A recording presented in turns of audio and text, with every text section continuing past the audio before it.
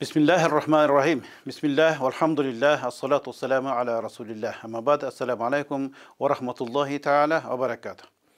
Allah subhanahu ve teala Kur'an-ı Kerim'de bizge mınday gayrilat. Estağfirullah. Ve in ta'uddu ni'metallahi la tuhsuha. Egerde Allah Teala bergen nematlardı, jirgalçılıklardı eseptep görsöңөр akırına çıga albayсыңар деп.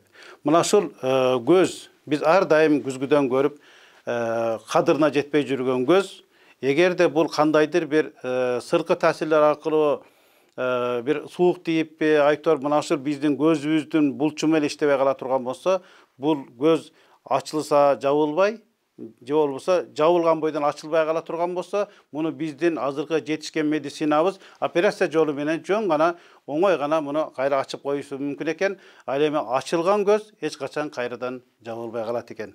Ал эми биз бир күндө эмес, бир мүнөттө, бир саатта бул көзүбүздү канча ирет ачып, жумуп, көздү ирмеп башка кылабыз, чындыгында бул нерсенин кадырына жетпейбиз. Көрсө бул көздү бир эле ирмеп, жумуп, же болбосо кайра ачып алуунун өзү дагы чоң неамат экен. Чындыгында эле Allah subhanahu wa ta'ala bizge bergen nematlar толтура.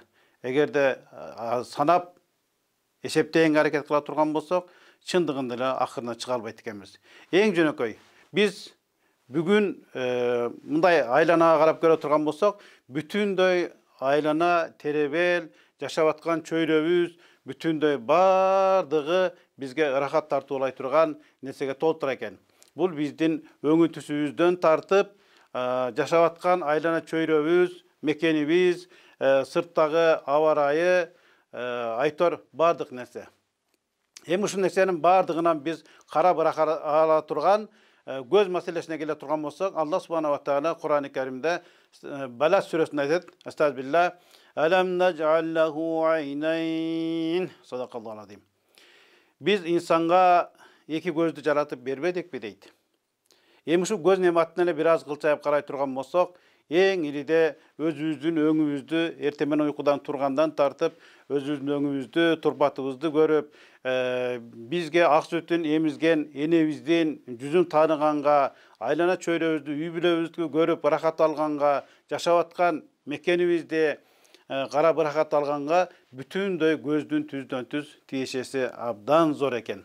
Эгерде бул көз нематы бизге берилбегенде, Чыңгыз Айтматов баштаган дүйнөнү дүңгүрөткөн жазуучуларыбыз көгүлтүр асманды, айлана теребелдеги жакшынакай нерселерди сүрөттөп жазган, канчалаган акындар сүйүү ырларын жазып, көзгө суктанып башка кылган кооздуктар, сулуулуктарды биз эч качан кадырына жетип баалай да алмак эмеспиз. Алардын кандай кооз экендигине акылыбыз да жетмек эмес. Демек биздин бүтүндөй жашообуз супсак, кызыксыз, кандайдыр деңгээлде жашоонун эң бир бизге тартуулай турган ырахаттардын бардыгынан куржалак калмакпыз. Андыктан биз көз нематысыз бул жашоону таптакыр элестетүүнүн өзү дагы мүмкүн эмес. Ошондуктан биз Аллах субханаху тааланын ар бир нематына алхамдулиллах деп, Аллах таалага ар бир кадам сайын жашообуздун ар бир мүнөтүндө ыраазычылык билдирип, алкыш айтып турсак, албетте бул нерсе аздык кылат.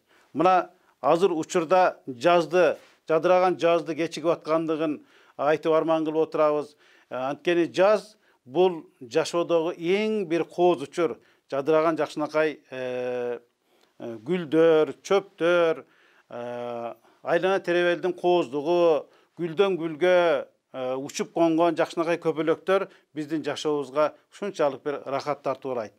Ошол бардыгыбыз жайкы каникулдарда мүмкүн болушунча жакшы кооз жерлерге барып, үй бүлөбүз менен, бала чакабыз менен ошондой бир табияттын койнунда эс алганды бардыгыбыз жакшы көрөбүз.